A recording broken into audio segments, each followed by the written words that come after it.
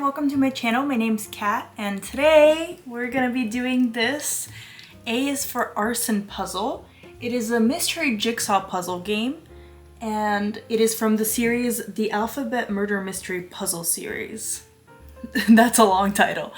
But basically I'm gonna be solving this and it has two puzzles in there that are mixed together and they're both 500 pieces. So actually, this is the same as what I did in this video a week ago.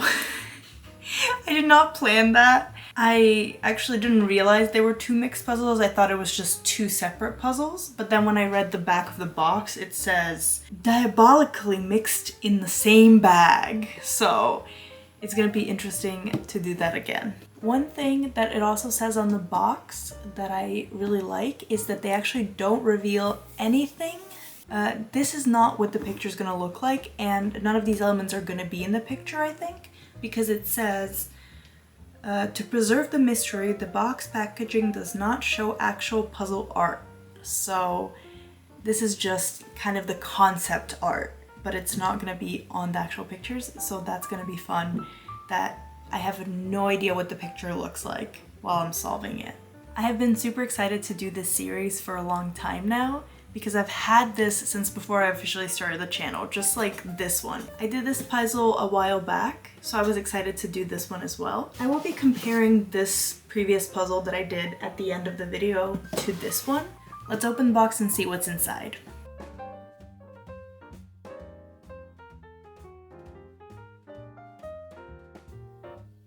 In the box, there was the bag with puzzle pieces and this little booklet. And it comes with this nice little booklet with the story inside. And then here on the instructions, we're gonna read soon. And here's the solution, and it's mirrored so you can't accidentally read it right away. These are all the different other puzzles that they have. It has, this is the A is for Arson, obviously. And then the series continues through the alphabet. So B is for birthday, C is for chocolate, D is for diamonds. I will try to do these in the future. To start off the series, let's focus on A is for Arson. We're gonna start off with the story first. My husband's gonna narrate this because I'm a very slow reader and I also have dyslexia, so I mix things up a lot. So because it's a long story, I'm gonna have him narrate now. Okay, before we begin, you guys should know that I'm from Korea and I'm probably gonna butcher this, but bear with me, okay? Alright, here we go. A is for Arson. Fire on a Crowley Street, said Detective Howard Johnson, Benji's Bombay Palace. Get yourself down here pronto. Ron McDonald made a note of the address, put the phone down, and looked at the home-cooked meal he was about to start when the call interrupted. Ironic, he thought as he looked at the charred meat. I guess I'm not the only one who overcooked dinner. When he arrived in the area, it was a maze of one-ways and he couldn't find the street. He ran into a crowded Chinese restaurant and waved the address at one of the waiters who looked at him blankly. I can't read it, he said. The manager came over and also looked blankly at Ron's piece of paper. We all speak English but can't read or write it. Ron was starting to panic. He was new on the job and wanted to make a good impression on Howard Johnson, whose reputation as the Sherlock of his day was legendary. Crawley Street? Ron asked. Do you know it? Oh, of course, I know it. It is right around the corner, to the left, not far from here. As Ron made for the door, his empty stomach grumbled hungrily as tantalizing smells of garlic and spices filled his nostrils. He made a mental note to come back for takeout when he'd finished at the fire. The restaurant was full to bursting, always a sign that the food was good. Not much left to see, said Howard, as Ron finally joined him at Benji's Bombay Palace. Seems that the fire started in the pantry and some poor chameau got trapped inside. Ron surveyed what was left of the burned restaurant. Any idea on the dead guy? Howard jerked his thumb in the direction of one of the police cars where a young sergeant was talking to a middle-aged Indian man. Ramesh Patel over there says it was his brother inside, but whoever it was is burned beyond recognition. He wouldn't have lasted long in the fumes. There's not a lot left. Take Mr. Patel down to the station, McDonald. See what you can find out. The usual accident, suicide, or arson. Then he sighed wearily. And while you're at it, I'll let his wife know what's happened. Ramesh was hysterical with grief as Ron offered him coffee, which he declined. Sorry, we don't have anything stronger, said Ron. No, I don't drink. Never have. It is against our religion. Must have been hard working in a restaurant, Ron commented. You know, serving drinks to all your customers. Ramesh shook his head. Oh no, we don't serve alcohol. Benji was insistent on it. We're a vegetarian and non-alcoholic restaurant. So what do you think caused the accident? Asked Ron, getting down to the matter at hand. No, not an accident, Ramesh insisted. Suicide then? Suggested Ron. Do you think he might have taken his life? Ramesh stared open-mouthed at Ron. Suicide, Benji? Never. Why would he do that? Never having meat or booze would drive me to it, thought Ron, as he searched his mind for the usual reasons. Heartbreak, divorce, finances. So tell me, he asked, how was business? Ramesh shifted uncomfortably. Business was great, booming. Were the best in the area. Dave had his doubts and made a note to check the restaurant's bank statements. An eating place that didn't serve booze didn't sound like a recipe for success in his book. What about his wife? Ramesh hung his head. Oh, poor Sushila. Someone must tell her. My boss is telling her now. Where was she at the time of the fire? At her mother's, sighed Ramesh. She will be heartbroken. They were inseparable. Okay, Ramesh, so if it wasn't an accident and it wasn't suicide, then what do you think happened? Arson, replied Ramesh without hesitation. Then it was Ron's turn to sigh. This was going to be a long night.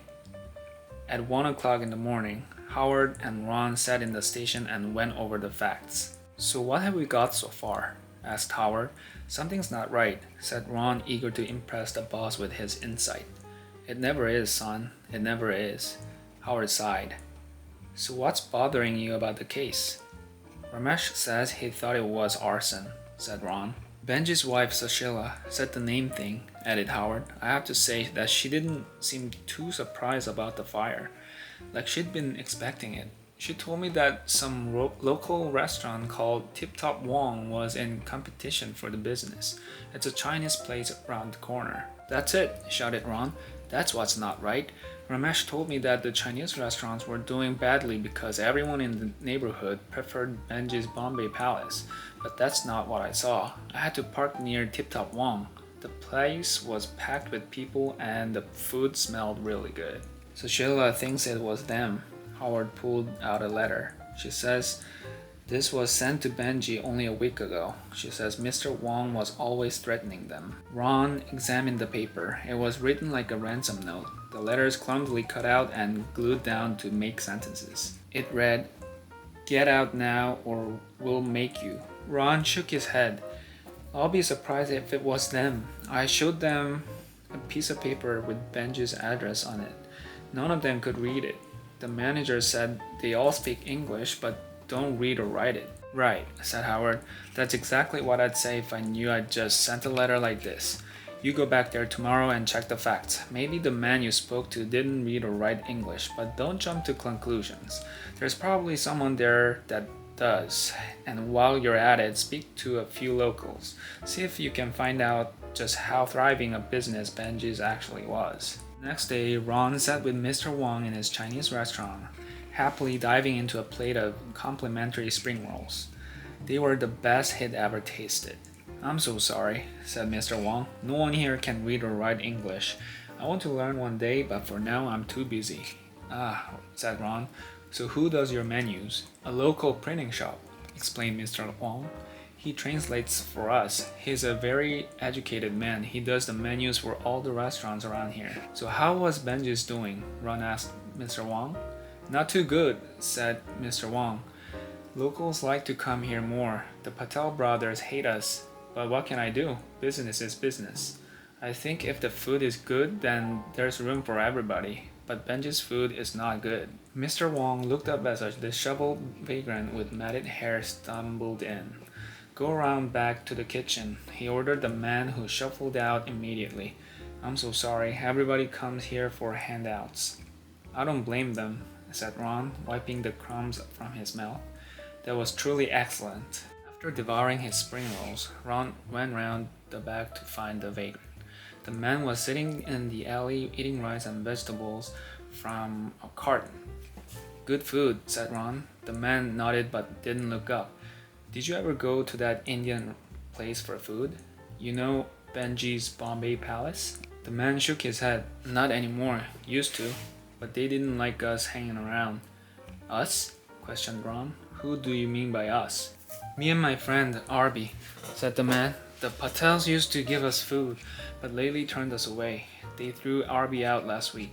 He had a big fight with the owner. What was his beef with Arby?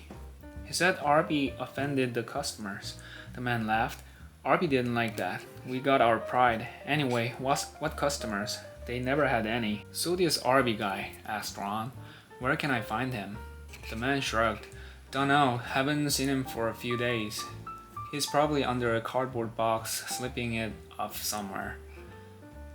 How will I know him? You can't miss Arby. Dark ponytail, tattoos up his arms, and a couple of nose rings. Later that afternoon, Howard and Ron conferred over coffee. What have you got? Asked Howard. Ron glanced at his notes. Ramesh says the business was doing well. The locals say different. Ramesh and Sushila say they think the threatening letter was written by the Chinese. Doubtful, unless Mr. Wong's lying. By all accounts, Benji's was no threat to Tip Top Wong. The business there is thriving. Anything else? Asked Howard.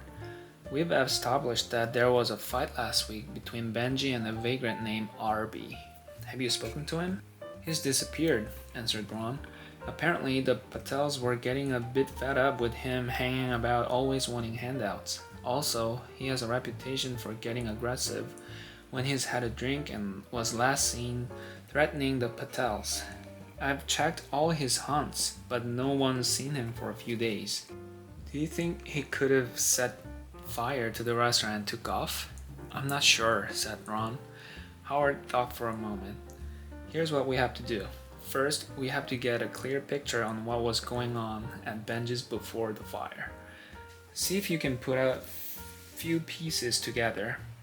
Second, we go back to the station. Forensics has taken anything they could find in the remains of the pantry. It's all on my desk. I'm sure there's something there that will shed some more light on the case. Okay, everybody, that was it. I hope it was an enjoyable read-through. I couldn't disagree that my read-through is gonna be better than hers. So there you go. And now back to Kat. Now that the story is done, this is what it has on the next page. It says, instructions for detectives. I like that they give instructions because when I did the escape puzzles, my Ravensburger, it did not have almost any instructions. It just said, solve the puzzle, figure it out, basically. So I appreciate that they give you some instructions for what it's gonna be. Instructions for detectives. Complete the 2 puzzles, one of which shows the scene at the restaurant before the fire, and the other, the exhibits on Detective Howard Johnson's desk. So that's number 1. And then number 2, check the puzzles for the clues to solve the mystery. And finally, number 3, hold the crime solution up to the mirror to read the answer to the mystery. Let's get into solving these puzzles, and then we're gonna solve the mystery. I decided to sort out mostly by color because I had no clue what was on the picture. The first pile was this brownish red pieces. Next was yellow. There was also edge pieces. There was the pieces that were pinkish or white. And finally, there was miscellaneous pieces.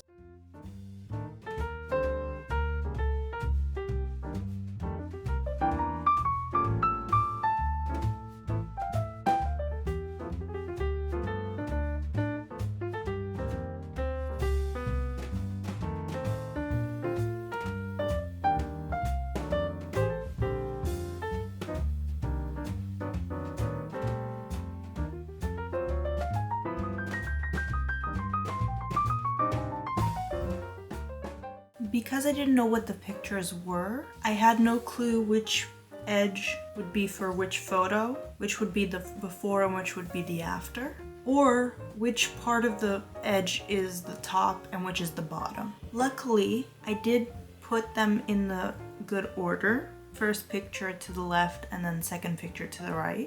And I was correct with the restaurant scene being the right way up. For the second scene, I actually didn't know that it was supposed to be a vertical puzzle, so I just did it horizontally the whole time and then just flipped it at the end. Overall, I had a lot of fun during this puzzle.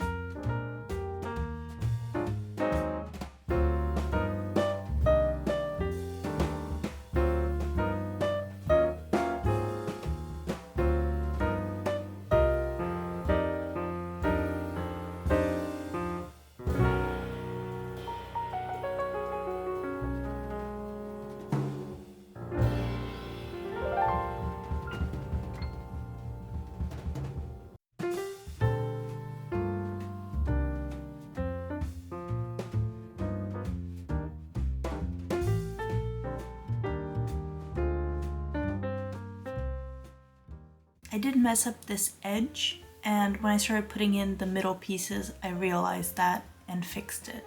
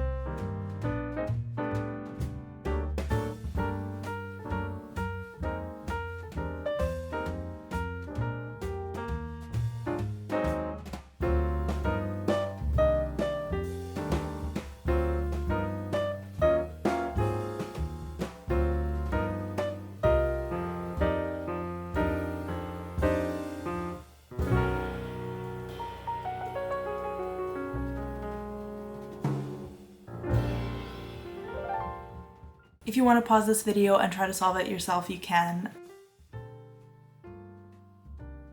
Now that we're finally done solving the puzzles, I can see them here in front of me. This was actually quite easy to solve when you look at all the clues and think back to the story.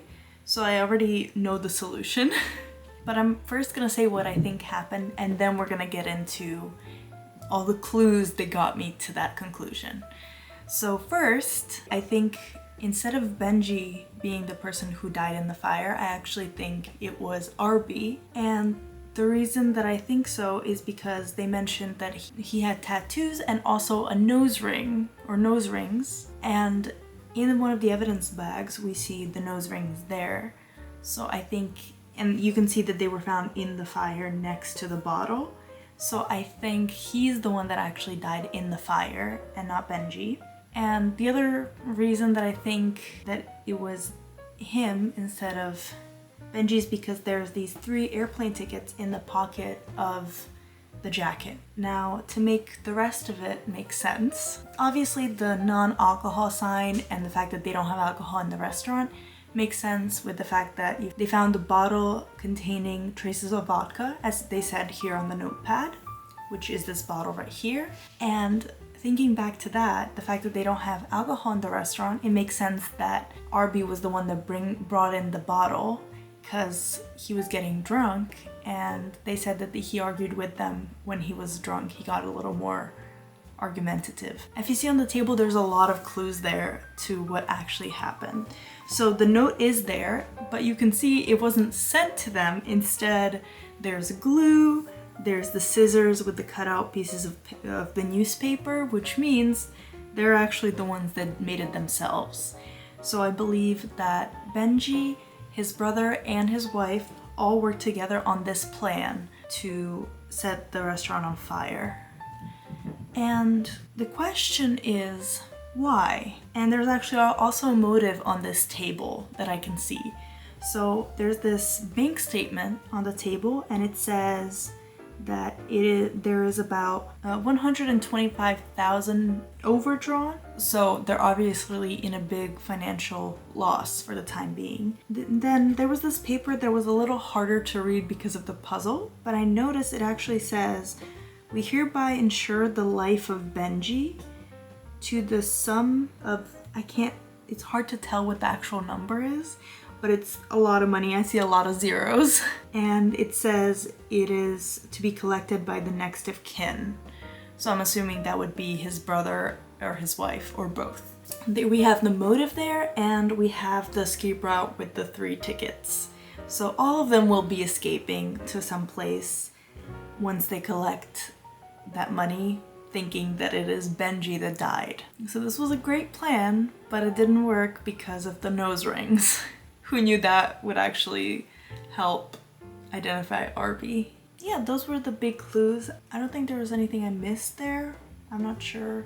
A lot of the art is cool, but it is a little distracting because I was like, what could this menu be? Because they have it on both the table here and then also on the detectives' desks. I also want to mention that I really like the way that they designed this. So you do feel a little more detective-like just seeing these photos and these clues on the table or desk, and you get to see kind of the crime scene and what happened in these photos, as well as these arrows that are kind of pointing to where the objects all were. I think that is all. Now we're gonna see what the solution is. I'm gonna have it once again narrated, so let's see what it is and then I'll talk. The pieces were beginning to fit together like a jigsaw. Ron had checked out the Patel's bank statements. They didn't look good. They were deeply in red, and there didn't seem to be much money coming in from the restaurant. Business had been bad for months. In the meantime, Howard had his suspicions about the entire fire. He'd seen this kind of thing before and wasn't surprised when he discovered that Benji Patel's life was insured to the tune of $500,000, or that the money was to go to his next of kin, Sushila, his wife, and Ramesh, his brother. How convenient. So you think Sushila and Ramesh murdered Benji, burned down the restaurant, then tried to pin the whole thing on the Chinese? Asked Ron. Not so fast, my young friend, said Howard. Let's go back over the details. When they arrived back at the station to go through what was left of the pantry at Benji's Bombay Palace, there wasn't a lot to see. Ron rummaged around the plastic bags containing the charred remains of the fire. His eyes were suddenly drawn to something shiny in one small bag. 2 silver rings here, he called to Howard. Nose rings. And what do you think this looks like? asked Howard, picking up a bag containing a filthy bottle. A vodka bottle, said Ron. Of course, it was Arby in the fire. Bingo, replied Howard. We've established that the Patels are teetotalers, so it's not likely that Benji would have been carrying a bottle of alcohol. Howard took a deep breath. So the Patels murdered Arby, thinking no one would miss a homeless vagrant. Then they tried to make it look like it was Benji so that they could collect the insurance. Dead right, said Howard. Check the airports and travel agents. I think we may find that the Patel family, Ramesh, Sushila, and Benji, are planning a long-distance trip. So I was correct. All of it made sense, and it was, like I said, quite easy to actually figure out. It didn't even take more than a minute. I think as long as you read all the things through, it all makes sense. It's very interesting how they wrote it, still sounding like a story and not just the answer. So it was interesting to see what the conclusion of that was and how they had to show this. I was wondering why they wanted to do it before and after picture, but obviously they wouldn't be able to make you look up the bank statement or look up any of these other things, the airport and all of that stuff. So they kind of had to put that in the before picture as little clues all around, which I love.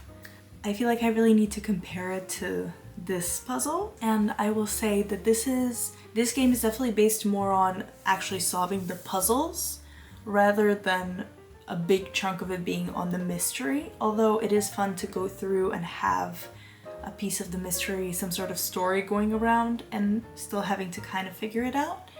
But I would say that the difficulty level of solving it was super easy versus this, where the puzzle was super easy to do and it was just kind of like the quick part. You didn't even really need to solve it. You could have someone else solve it for you, and most of the puzzle solving was actually figuring out the clues inside of it. So it was interesting as a contrast that this is the opposite. A lot of it is actually solving the puzzles, which as a puzzler, that is what I came here to do, so I like that. And I didn't have to spend almost any time figuring out the clues.